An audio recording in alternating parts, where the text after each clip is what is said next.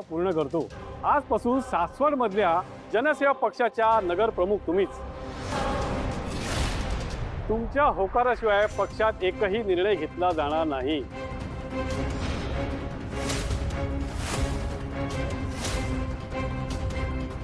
तुम्ही माझ्यावर विश्वास दाखवून माझा सन्मानच केलाय। तुमचे खूप खूप आभार। आजी, चाव्या देताय ना?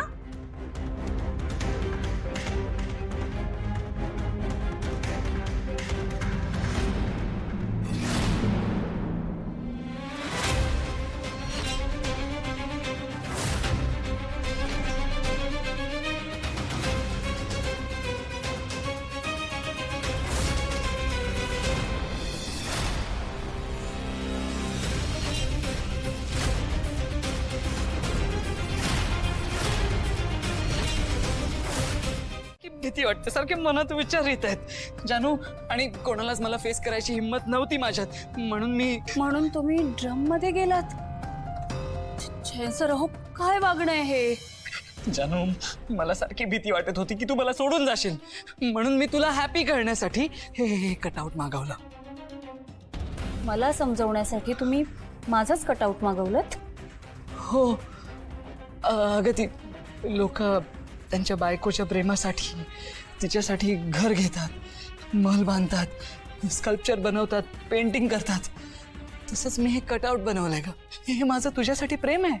हो जानू, प्लीज आता तरी घरात चल ना। हो, बरोबर आहे तुमचं। लोक बायकोसाठी आधी महाल बनवतात आणि मग त्याच महालात त्या बायकोला कैद्यासारखं डांबून ठेवतात। तिच्यासाठी तिचं असं स्कल्पचर बनवतात आणि मग नंतर त्याच बायकोसोबत दगडासारखं निर्दयी वागतात। जगाला दाखवायला स्वतःची भारी अशी इमेज क्रिएट करतात, जसं की त्या बायकोला लाखात एक नवरा मिळालाय।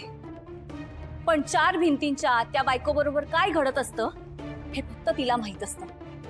आधी बायकोला सतत अब्यूज करायचं, तिला त्रास द्यायचा, तिला टॉर्चर करायचं, तिला हर्ट करायचं, आणि मग हे सगळं लपवण्यासाठी, कव्हर करण्यासाठी हे असं ग्रँड जेस्चर करून तिला समजवायचं।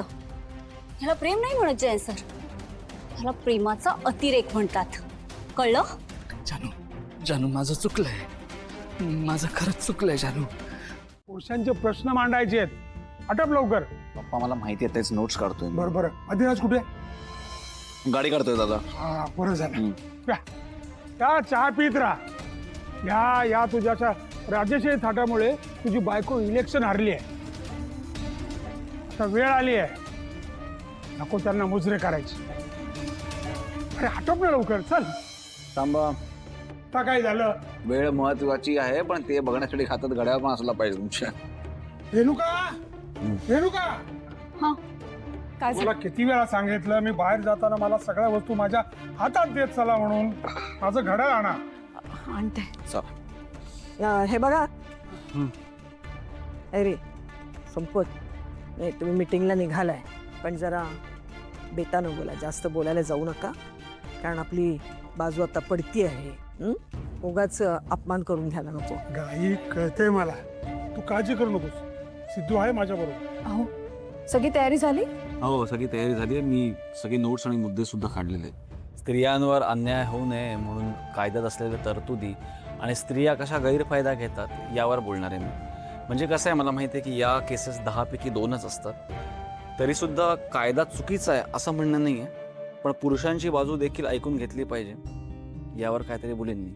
वा, छान मुद्दे काढलेत तुम्ही, पण मी पण काही मुद्दे काढलेत बरं का। म्हणजे बऱ्याचदा ना पुरुषांवर स्ट्रॉंग राहायचं प्रेशर दिलं जातं, त्यांना त्यांच्या इमोशन्स कंट्रोल करण्यासाठी, दाबून ठेवण्यासाठी खूप प्रेशराईज केलं जातं, आणि त्यामुळे ना त्यांच्यातलं डिप्रेशनचं प्रमाण सुद्धा वाढतंय।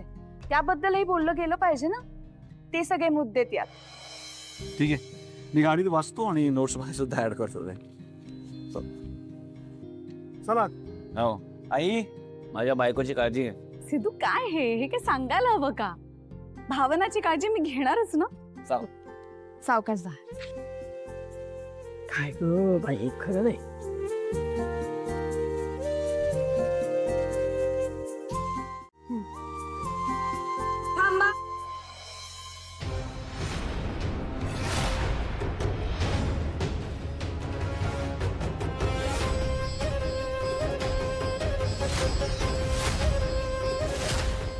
काय झालं?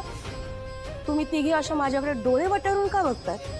इथून पुढे अशीच नजर झुकलेली आणि खांदे पडलेले पाहिजेत तुमचे. खरं सांगू तर मला असं वाटतं माझ्या स्वागतासाठी रोज तुतारी वाजवायला पाहिजे. तुम्हाला काय वाटतं?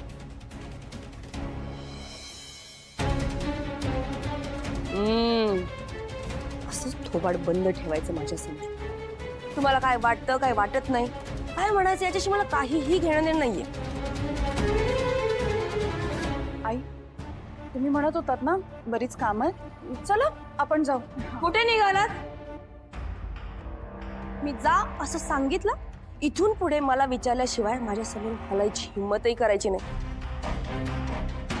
विसरू नका, गाडे पाटील घराची सत्ता माझ्या हातात आहे. त्यामुळे माझा शब्द टाळला तर त्याचे परिणाम भोगायला लागतील तुम्हाला. चला मुजरा करा.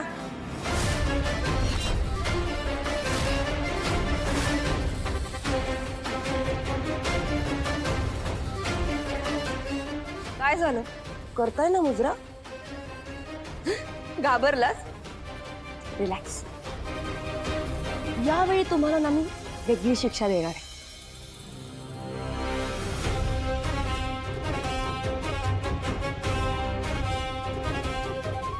कमाल आहे खरंच.